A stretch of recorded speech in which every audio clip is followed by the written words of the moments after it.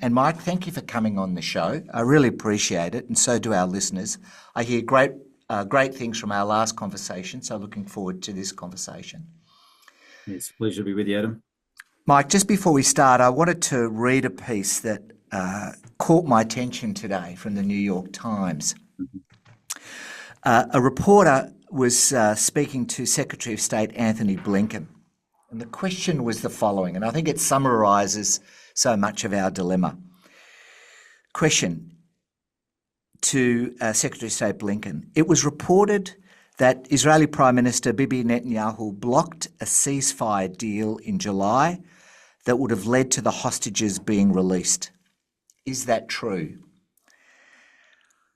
Secretary of State Blinken replied, quote, "No, that's not accurate.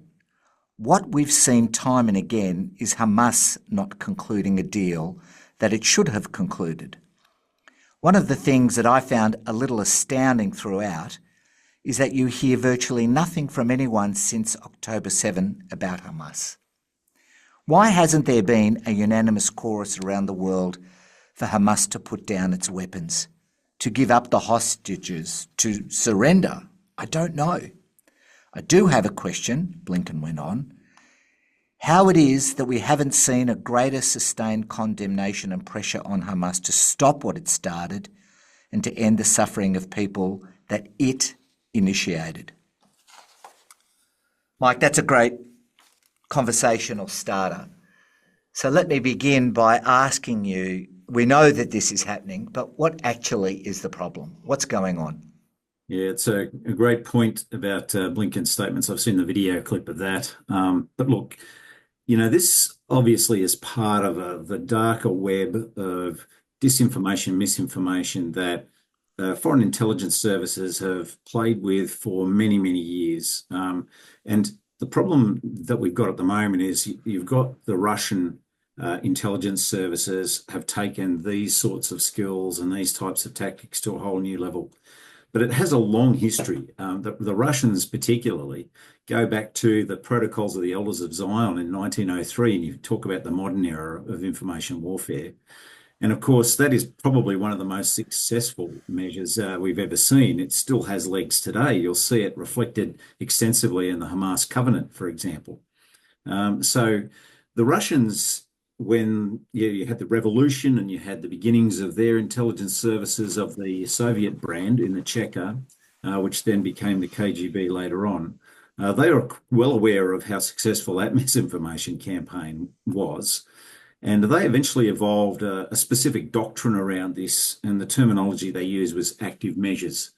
And so they began to employ these extensively. And in the lead up to World War II, there was a fabricated piece in relation to what was purportedly Japanese strategy document, and it gained a lot of traction and was very effective. So this encouraged them to keep going.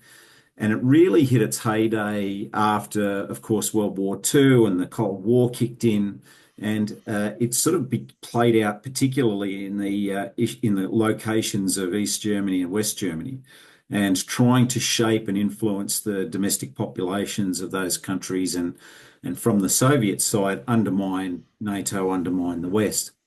And it's interesting that, I mentioned that we began with the Protocols of Elders of Zion. Well, one of the very first examples of this active measures strategy was a campaign actually in Christmas of 1959, whereby the KGB agents positioned in West Germany daubed anti-Semitic, graffiti, over the Cologne synagogue, which had just been refurbished, renovated, and restored. And it was meant to be an act of, West Germany sort of paying, the reparations for what had happened in World War II. So this was quite a shocking incident committed by KGB agents, who then started to find ways to get others to keep doing this. And it became something so wildly successful, they had no idea it would take off internationally.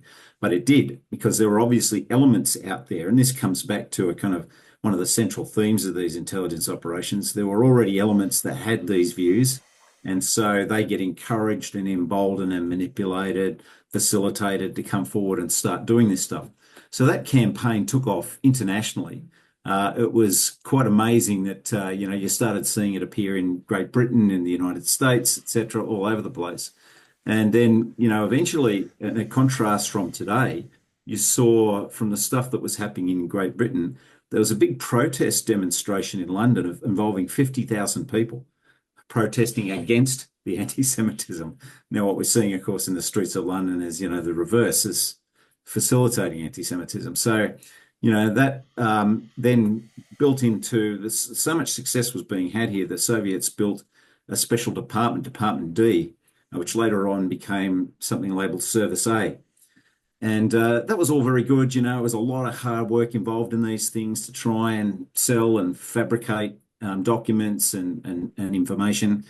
But when things really started to take off was when technology kicked in. And this is where it becomes so relevant to today. The first, problem we had, with the arrival of the internet, things could be volumized quite significantly. But then you had Edward Snowden defecting to the Soviet Union in 2013, and he took a lot of high technology tools with him, which they were then able to build on and exploit. But when social media arrived, this was the huge opportunity to not just sort of influence, sectors of the community or engage in espionage. This was a way to actually corrode democratic societies from within significantly. And at first, the Russians were the only ones who were really pioneering these techniques, and they deployed them very effectively in the lead up to the US 2016 election. And that was extremely successful. There were so many elements to that. We haven't got time to talk all about it, but, this Cambridge Analytica organization that they used to take Facebook data on all US electors, but to target what they called the persuadables and win the key states that were necessary and build misinformation through people's timeline feeds in Facebook. So that was where it began. And the success that they had got the attention of Iran, China, North Korea, etc.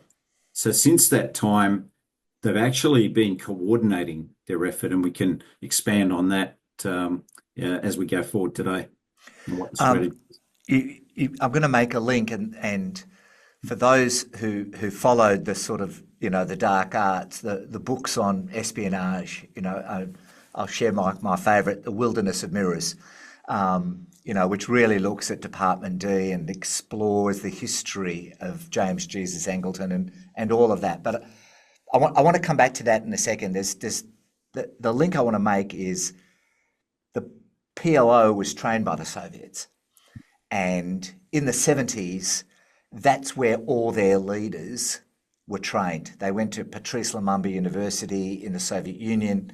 So the link between how these things were learnt, not just through Iran, but through revolutionary movements, is a very clear one. But I want to take one step out from this and sort of zoom out.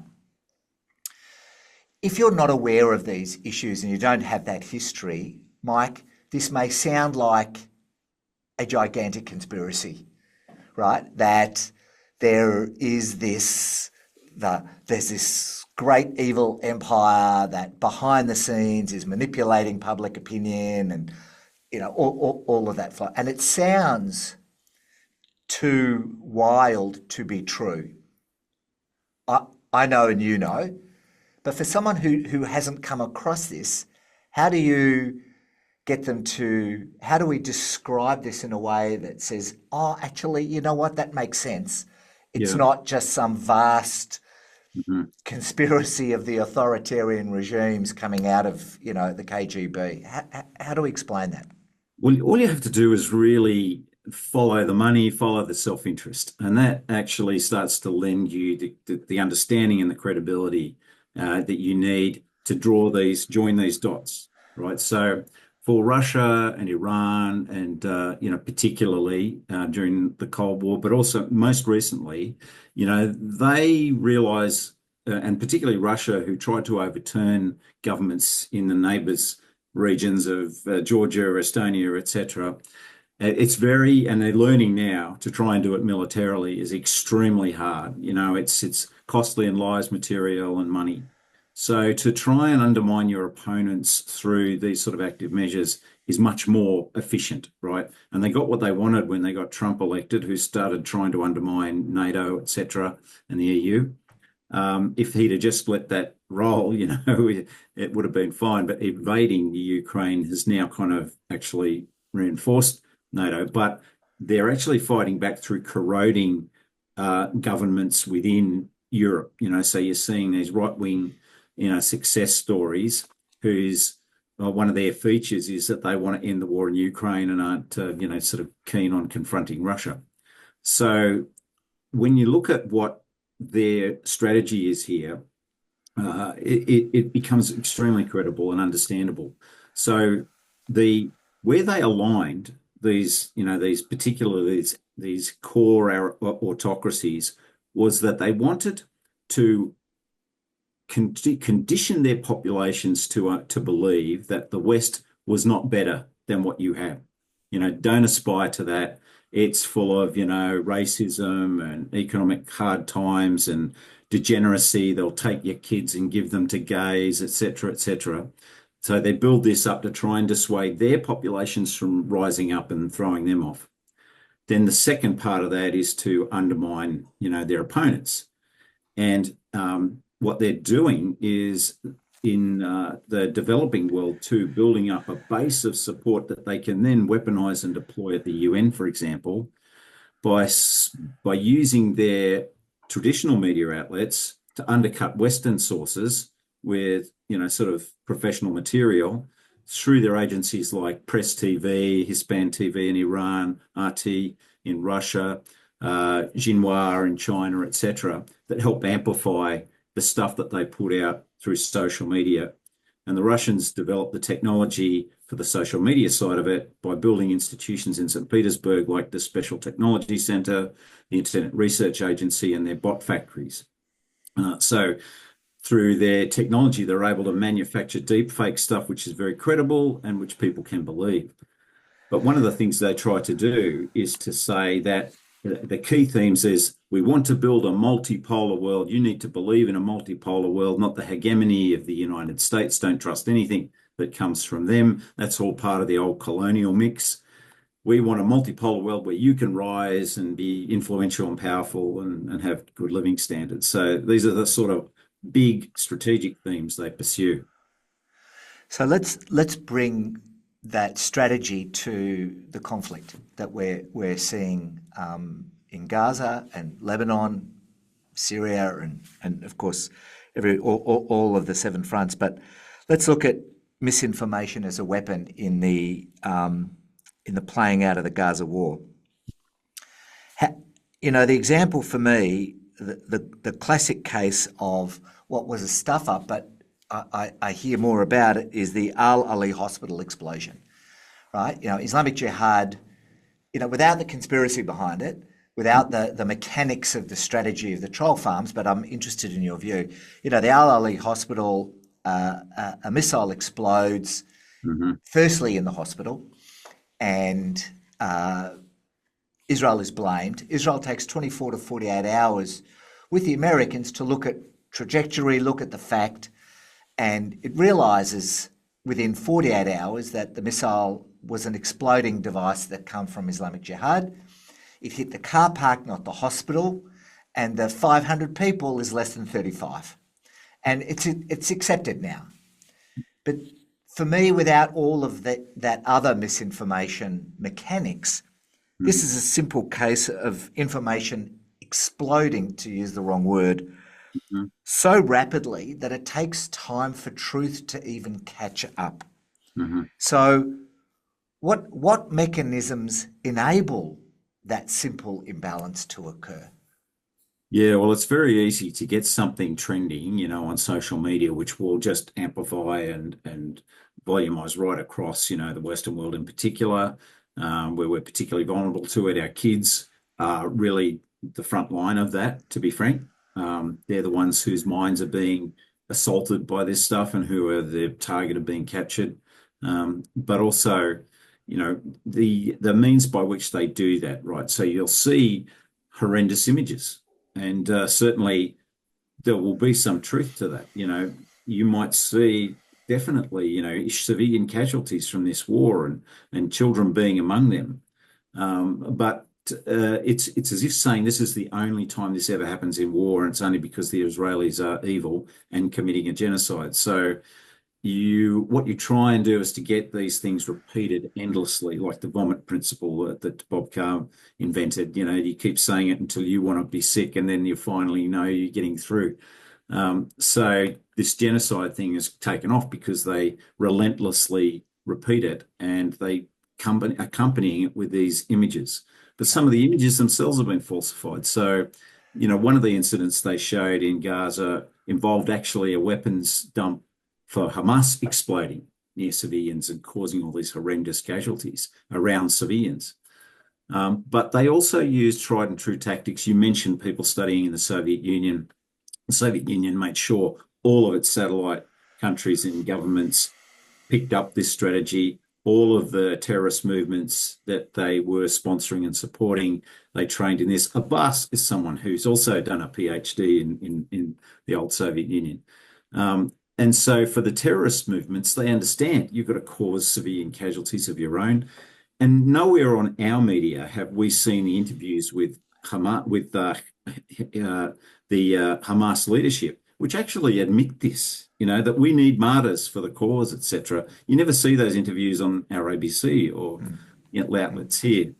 And that comes back to another point, which is that also the Middle East is incredibly complex.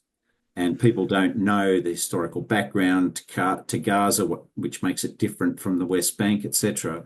So for the mainstream media, like the ABC, for example, for them, they want to concentrate on trying to portray everything as black hat, white hat to simplify things so that you can get a point across in 30 seconds, So everything has to be dumbed down, simplified. And so it makes it easier for them to do their reporting than actually get in there and do some investigative research. And of course, none of them are in the Gaza Strip either. So they're taking the feeds from Al Jazeera and from Hamas suppliers on the ground. Which is a whole another conversation around the mechanics of how Hamas has used information as a tool in this. I mean, it is well known that stringers on the ground in Gaza, and anyone with a mobile phone can be a stringer, has to have their feed sent through to Hamas. There's whole records of this, and they give it to journalists on the basis that if you don't print what we tell you, and journalists admit all this, all the bureau chiefs admit all this, that if they don't print what they're told, then they get no access. So they've got nothing to show for this. It's really quite a difficulty that we're in no position to do anything about if the media channels will only get their feed from the sources who will give it to them inside Gaza. The problem I have is a couple of things. Is the lack of accountability from certainly the social media platforms like TikTok and X that just run this stuff. But the lack of accountability in our major media who knowingly take this information and have in fact changed. I mean, when the after October the 7th, I think it was from the Age report, I've forgotten his name, who was given an account of the babies in Berry and Kfar Aza being burnt, and said that's bullshit, right? But accepted the Hamas narrative immediately and published the Hamas narrative. It changes the media perception. What you're telling us is that this is a definite strategy of those who wish to do liberal democracy harm. What do we do about that? Yeah, look, and just to tease that out a little bit more, a great example of it is you've seen these demonstrators, right? Now, this has been one of the very finely tuned tactics that the Russians have deployed, particularly in the US. They look for fault lines in society, right? So in the US, you could exploit racial fault lines, etc. So they'd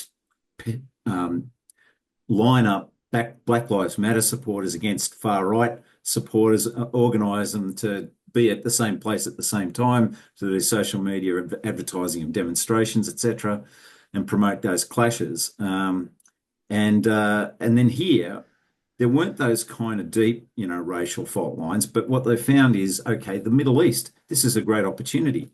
And so there are a couple of, sort of organisations in Australia to whom this also suits, which is the Greens and the Communists. And so they're willing partners in amplifying and volumising this as well. So when they start the demonstrations, they start off getting some people who may want peace, with the best of intentions. Then it starts to morph. And so then it becomes, oh, let's sanction, boycott Israel, let's destroy Israel. Israel's the greatest source of evil in the world. All we need to do is destroy it. And you talk to them and, I say, well, what do you do with the 10 million, Jews and others who live there? Oh, they have to go back where they came from is the answer I get, So they want to ethnically cleanse and all this. But then it morphed into the universities need to disengage from any involvement in research and development on military security technology of any kind, even the stuff we use to protect ourselves. So who does that benefit? That sort of slow progress of morphing is really, and you look at the technological advantage we have over Russia, we still have a slight technological advantage over China. So, this really helps them to try and overcome that deficit. So, you can see the manipulation of the demonstrators. And, you've seen, you talk about like the mainstream media issue. In a space of 24 hours, I watched the ABC and the BBC apologise. Like, the ABC aired an image of bodies lined up in body bags, which was actually from 10 years ago of Egyptian students in a protest. And if you kept the video rolling, you'd see one of them sitting up. And they had to apologise the next day for running it. And then the BBC apologised for a story that was actually the opposite of what they told Yeah, about. but they don't care. Like there's the famous one, that wonderful organisation called Bellingcat, which Yes. is an investigative journalist who investigate journalists, Mhm. and showed on social media a number of cases of children in white shrouds Yeah. lined up with the Jewish slaughterers of Palestinians. Right, that was the headline that went out, and we know where that led to. We know where it led to.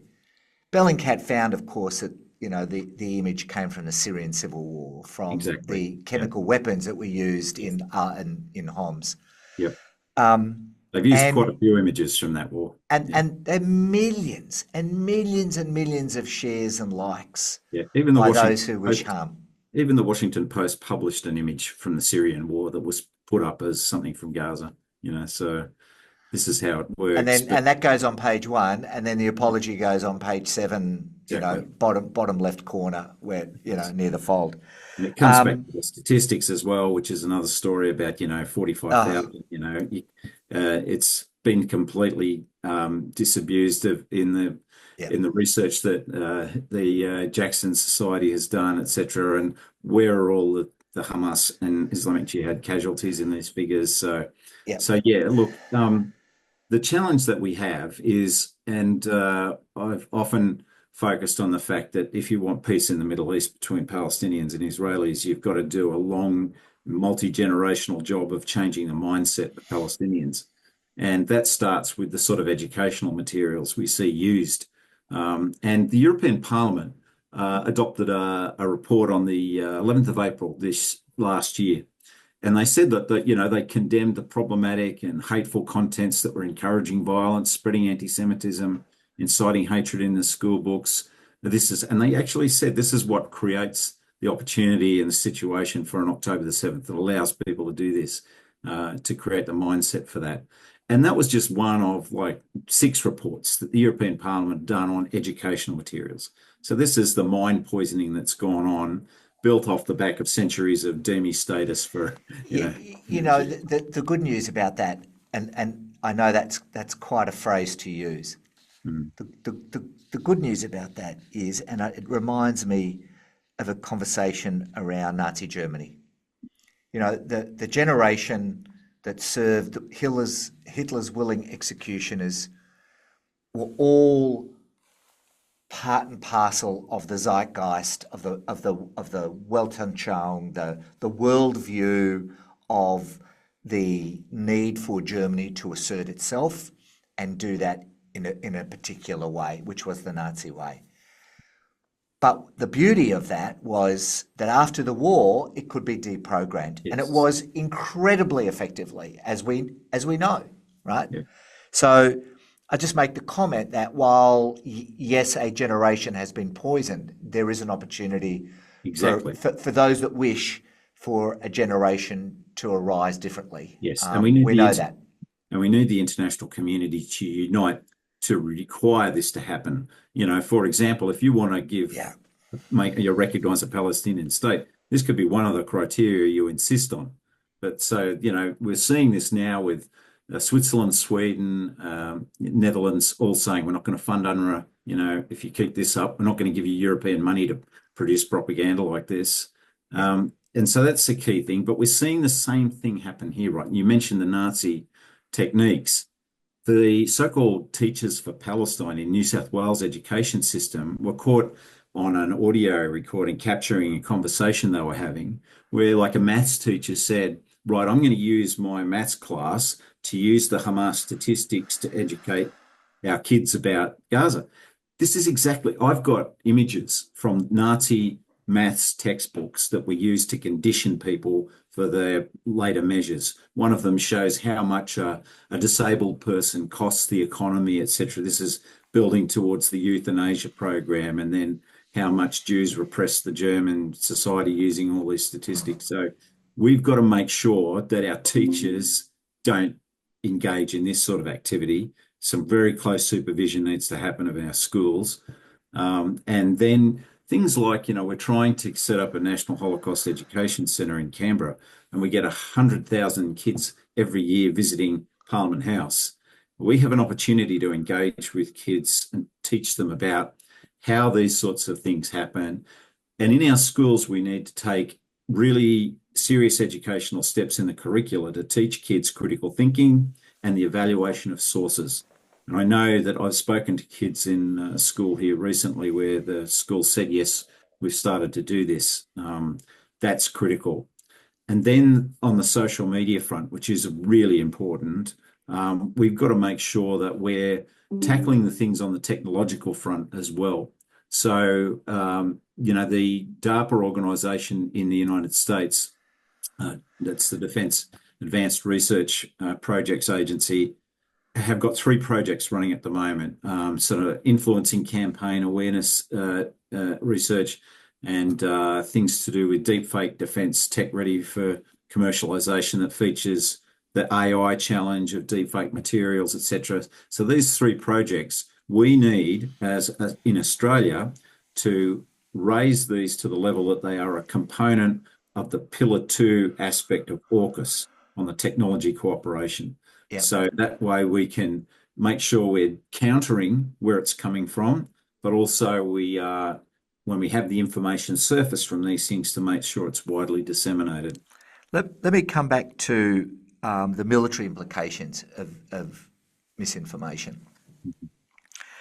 So, how does misinformation about Israel's military actions, for example, claims that it targets civilians, targets children, bombs hospitals, how does that actually affect, from your knowledge, Israel's operational and strategic decision making on the battlefield?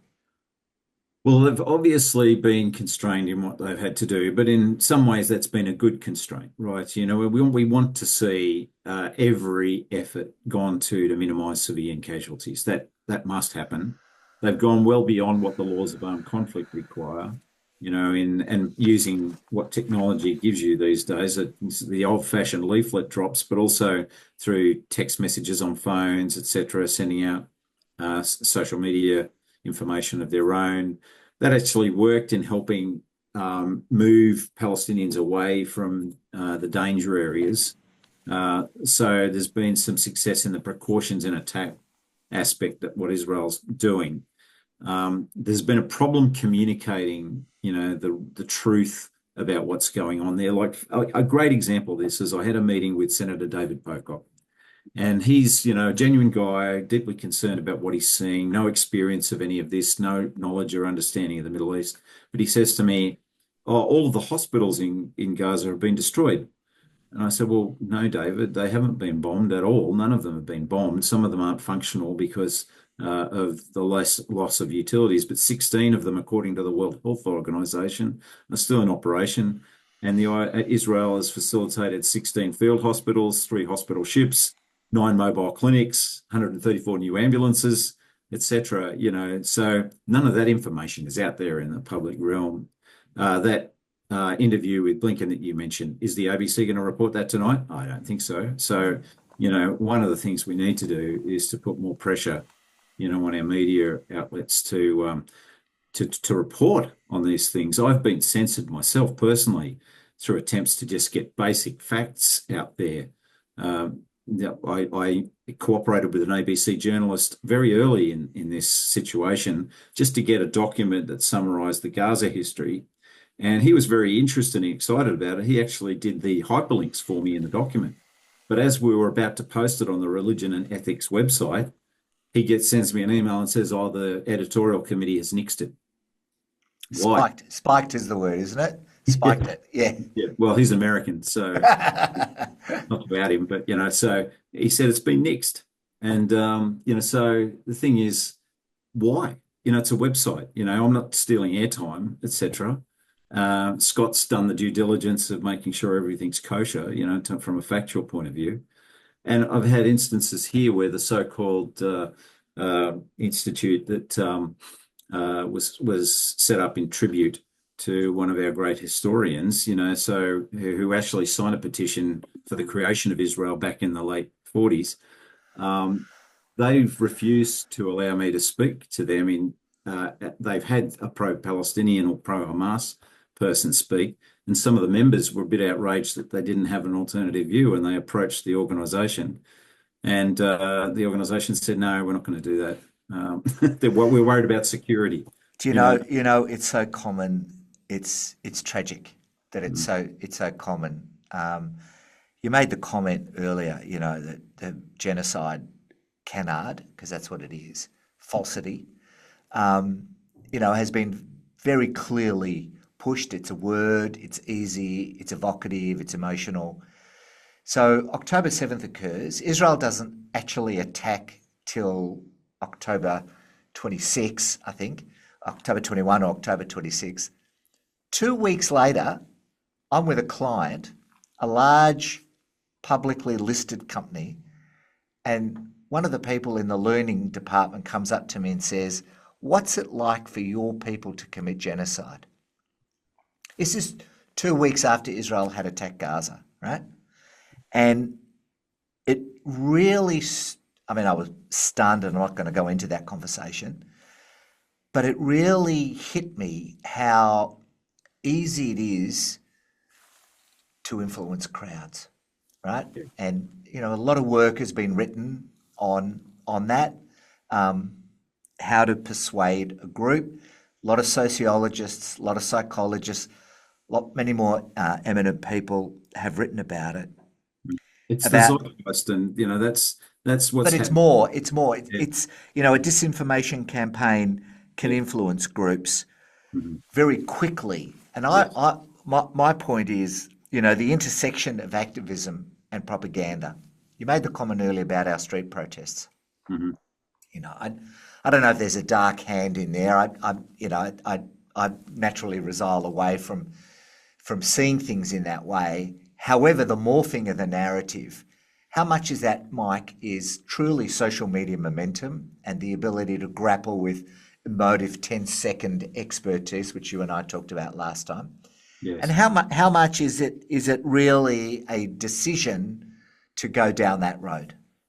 Yeah. Well, this is where the social media technology is the big factor here, because what we've seen being created through this is a world of self-confirming bias, and it's all down to algorithms. So what will happen is you click on something on your Facebook or in TikTok or whatever, automatically they will take that as part of your psychographic profile and start feeding you stuff that they know you want to see, that will then be attached and surrounded by ads or whatever. So there'll be a commercial dimension.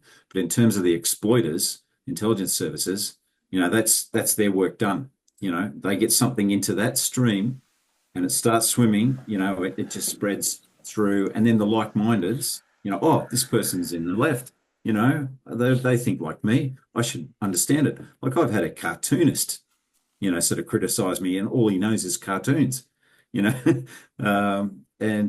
So, or people who, as I mentioned, I think the last time, even people who have been in the military have had no experience of targeting or laws of armed conflict or any of that, or operations on this scale, and don't understand this stuff, or haven't, been in the belly of the beast of the historical detail. They think they're entitled to an opinion, and they are, but they're wrong. So, but how do you, sort of, how do you fight that, when people are seeing all this material through their social media? And a great example was the yes referendum. I remember listening to an ABC radio journalist interviewing someone coming out of a polling booth, and he said, "Excuse me, sir, do you mind if I ask you how you voted?" And he says, "Oh, yeah, I voted no." And he says, "Well, could I ask you why?" And he said, "Oh, yeah, X, Y, and Z." He says, "Well, none of that is true. It was really about A, B, and C." So the bloke says, "Oh, I should have voted yes." And so the journalist then asked this fellow, "Well, where'd you get your information?" He said, "Oh, TikTok."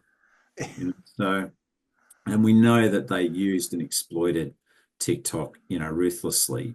But, for, 66, not 66, 69% yep, of views on Israel and Gaza were anti-Israel.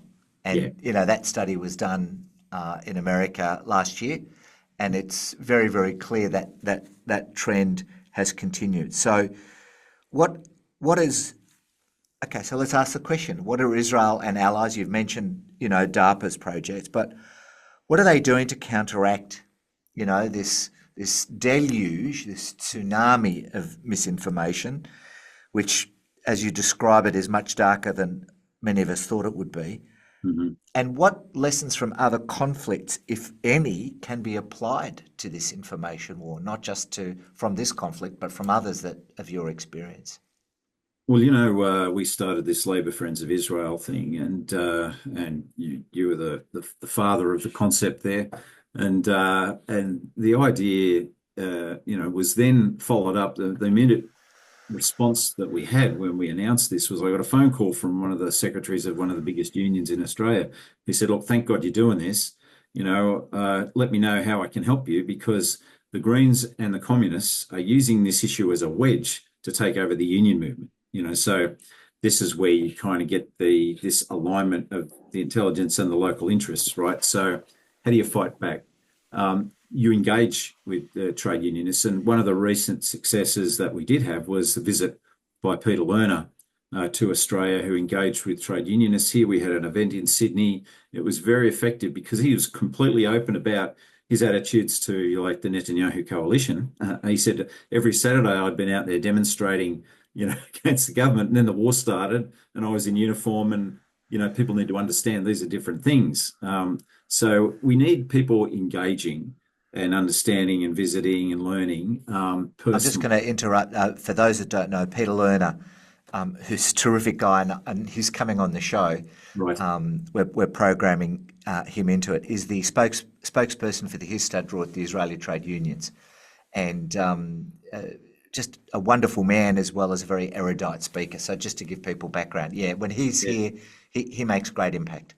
And he's a senior director of the international sort of branch of the Histadrut, but he was a spokesperson for the IDF during the war.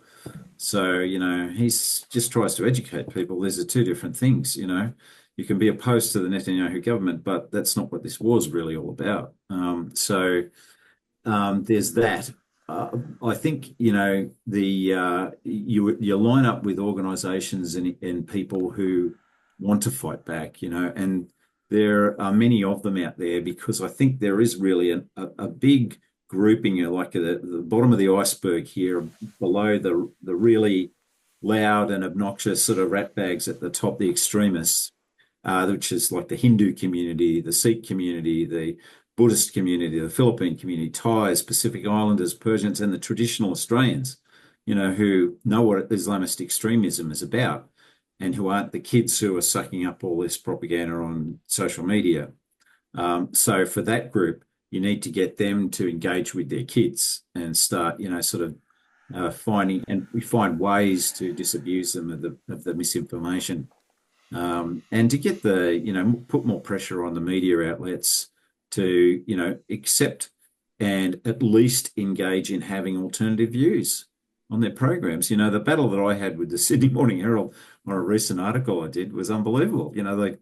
Um, I'm sure I've never had that level of interference in what I was trying to write, and then trying to effectively demonize me through my byline, interfering in my byline, So all we and that was the first thing I'd managed to get published. We need to put more pressure on all of our media outlets to be balanced, to get the other views Yeah, but aired. they're not going to. Um, they choose not to as a matter of policy, and all we can do is put pressure on to do so. However, if they don't, Mike, and they're not, what else do we do?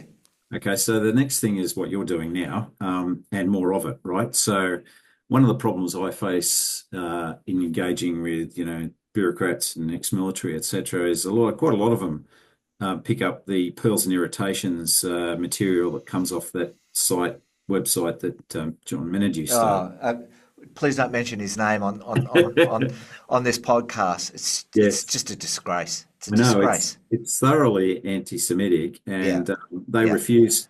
A few people engaged with them and said, "Could you put up, something yeah. from?" I tried too, and I just got this Mhm.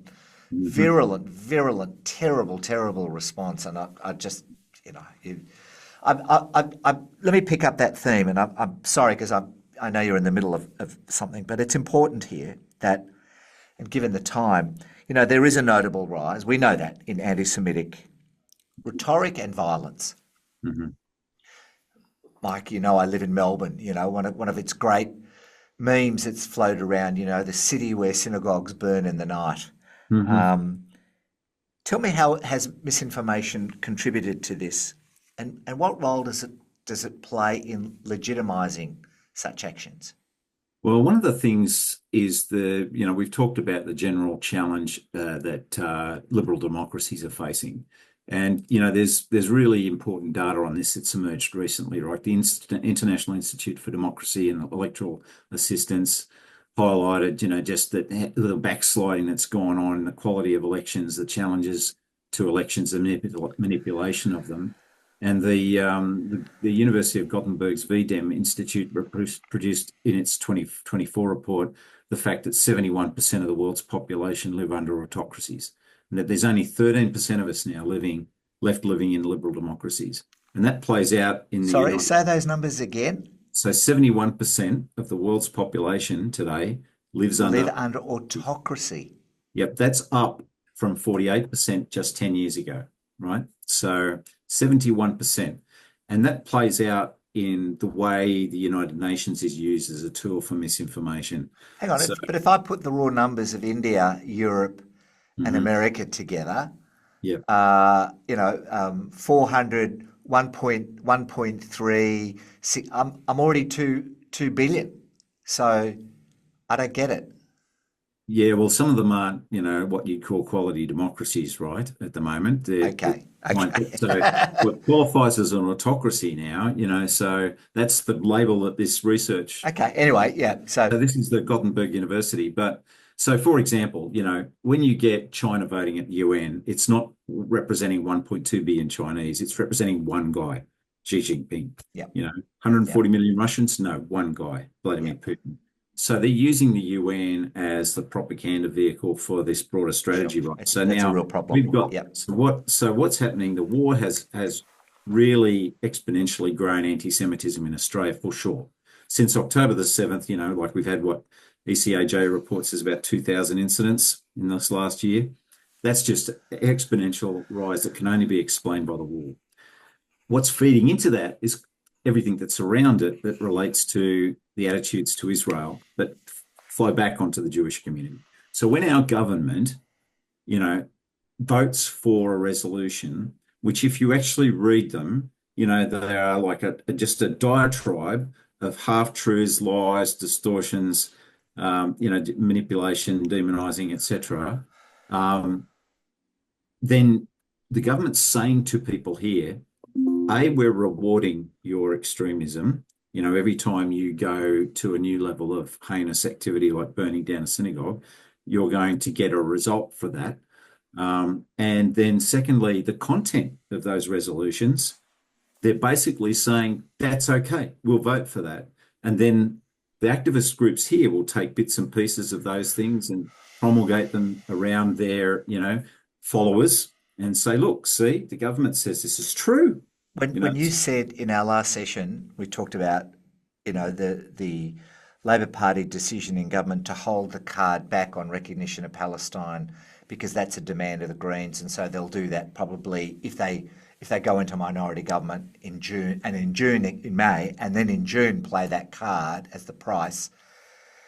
Uh, the immediate thought in my mind, I just sent a piece to the Oz about it, is to connect. It's not hard to connect the dots that the rewarding of a recognition of a state of Palestine, which doesn't truly exist, but doesn't mean that it shouldn't, but doesn't right now, with the demonstrations and the violence, is a very easy connection to make. We just saw it in New Orleans. And I really fear for our country that the government, and I understand the Prime Minister and the Foreign Minister's decision to do it, otherwise they're not in government. I mean, if they can't form a coalition with these people, they're not in government. And if they're not in government, well, that's the end of their career, as it were. They'll have to do this, but the blowback on the community, I think, will be disastrous. yeah, well, the risk they're running right now is they don't even end up in a position to form minority government because the trajectory they're on could really alienate those groups in the population that I mentioned, right? Yeah. Because if these incidents increase, people are going to be more concerned about their safety and about the security of the community. Right now, ISIS use social media to facilitate these terrorist attacks, as we've seen in the United States. And they actually put out instructions on how to use and why to use vehicles. It's the simplest thing to do, right? So, if we start seeing, God forbid, people dying in Australia as a result of Islamist extremism, that will not end well for the government. If it happens on their watch, that will be a problem. Yeah, it is many people's fear, isn't it? Mm-hmm. Something will happen, And that's and the of course, trajectory we're on. who tipped off the government when Yes, one of the Airbuses was about to be exploded by Islamic extremists? Our good Israel, friends in Israel, totally. as you and I know, and many do know. And Um, just on that point, I mean, we do need our yeah, agencies to take this information battle more seriously because when I used to beat the drum about this on the Parliamentary Joint Intelligence and Security Committee, I found it very hard to get the agencies to really focus on or give proper attention to that issue. I think you'll be beating that drum for a long time yet, Mike, and it is the way it works. Last thing before we finish up today in a few minutes' time, let's talk about the long-term risks of this, information warfare, right? And we're not unique to this. When you made the comment about, the Soviet strategy, it reminded me, of course, of Sun Tzu's famous dictum, winning without fighting is, of course, the best form of, Success. the best form of military success, right? Policy by the means and use information to do so. It's been known, organised, done. The Romans, of course, were masters of propaganda.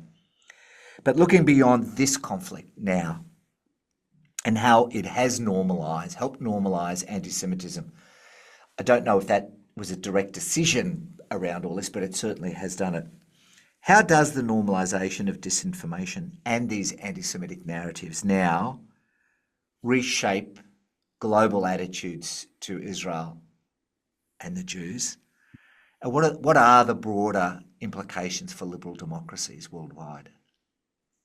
Yeah, well, it's a particular challenge. I always think back of a conversation between a former Vietnamese, Viet Cong officer and an American colonel. The American colonel, this is after the war, said to him, "Look, you guys never beat us on the battlefield, And the Viet Cong guy goes, well, that's absolutely true. It's also irrelevant. You know, we won by other means, the impressions that were given. So what you're seeing now is the issue is to try and, that's part of the demonization, delegitimization thing, is to say that Israel shouldn't exist, right? So that the military strategy is to depopulate Israel as well. So, the Hezbollah Hamas thing was when they achieved the evacuation from the north and the south, and you see an increase in immigration, this is their goal, and also to break the economy of Israel. So they want the international community to say, look, we'd be much better off if we That just. they is big. It's a big word. Who is they?